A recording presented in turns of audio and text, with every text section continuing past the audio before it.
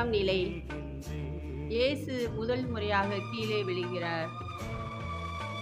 பாவிகளால் தமக்கு உண்டான எந்த எதிர்ப்பையும் மன உறுதியோடு தாங்கிக் கொண்ட அவரை எண்ணி பாருங்கள். அப்போது நீங்கள் மனம் சோர்ந்து தளர்ந்து போக மாட்டீர்கள். எபிரேயர் 12:3. இலக்கு சரியாக இருந்த போதும் இயேசுக்கு ஏன் இந்த தடுமாற்றம்? உடல் பலமிழந்து விட்டதா? இல்லை, உள்ளம் பலமிழந்து விட்டதா? இல்லை, இரண்டுமே ஒத்துழைக்க மறுத்து விட்டதா? இயேசுவின் பயணத்தில் கூட வீழ்ச்சிகளெல்லாம் நாம் எம்மாத்திரம்.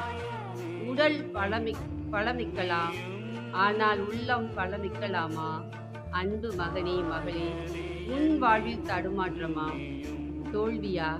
உன்னை வீழ்த்தி விட்டார்களா என்று நினைக்கிறாயா?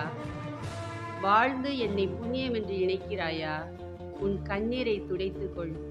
என் உடல் பலமிழந்து, ஆனால் என் உள்ளம் பலமிழக்கவில்லை. என்னை போல் உள்ளத்தில் உறுதி கொள். உடலுக்கு பலம் தானாக வந்து சேரும். உன் வீழ்ச்சி மற்றவர்களுக்கு ஒருவேளை மகிழ்ச்சியாக கூட இருக்கலாம். தூசியை தட்டிவிட்டு இலக்கை நோக்கி செல். ஏனெனில் உனக்காக போராடுவது நான் அல்லவா?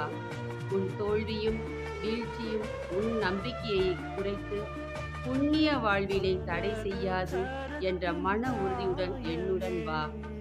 ஜெபம்.